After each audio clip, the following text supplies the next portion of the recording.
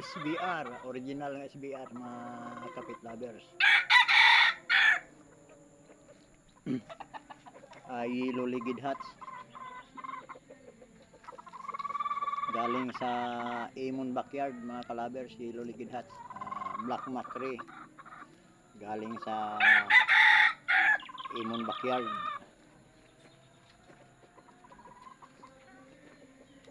Saka ito pa, Black Mackerel sa Amon Backyard galing.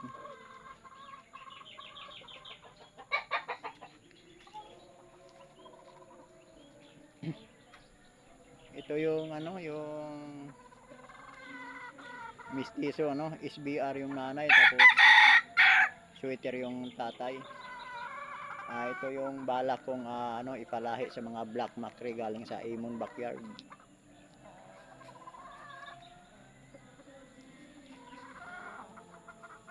Yan yung talisay nga galing sa gubat ng DRT, nahuli sa mga ngati ng manok labuyo. Yung labok na sa katian. Sinubukan kong ibitaw mga kapit lovers, yung mga mahilig sa mahilig sa manok.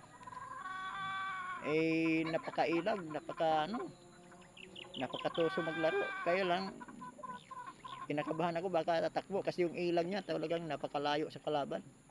Sumisigsag talaga sa pag-umilag. Sabagay unang visit ko pa lang siya na ibitaw nga, tinanggalan ko ng tali. Kinakabahan din ako baka biglang lilipad, hindi na mahuli. Ito yung talisay na ito mga kapit lovers, yung galing sa gubat ito, nahuli ng mga ngati ng manok labuyo. Nagtaka ako, labuyo pero puti ang paa, talisain.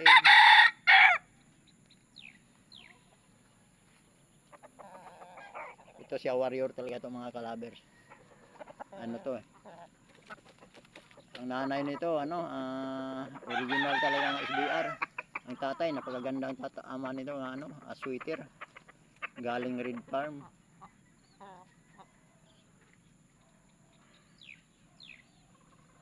Warrior mga kalabers, sinubukan kong ibitaw noong isang araw.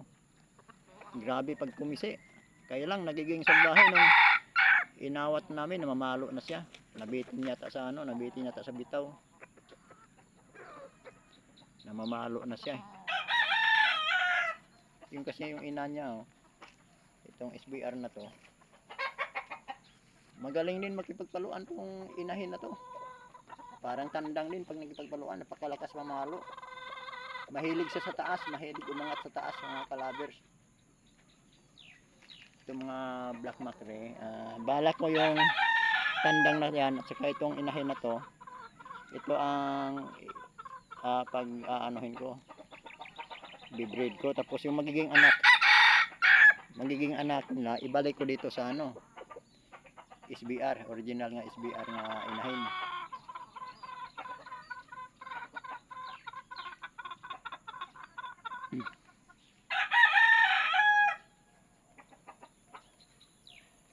Linggo kasi ngayon mga kalabers, kaya naka-duty ako, wala naman akong binabantayan ngayon, maliban dito lang sa monitoring lang dito sa property ng kumpanyang aking dinudutihan.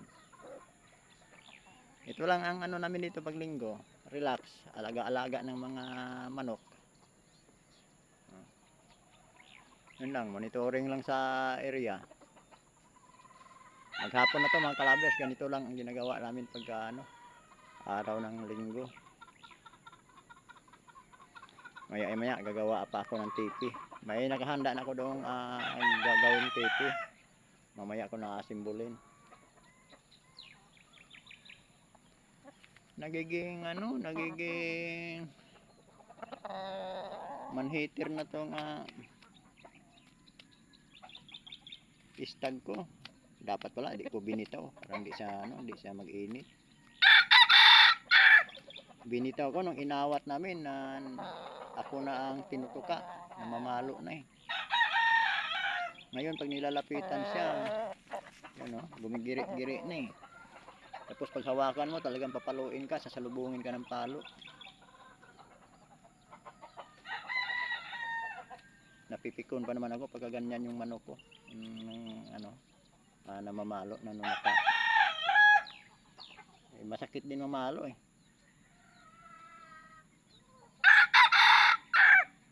Okay, maraming salamat mga ka-lovers.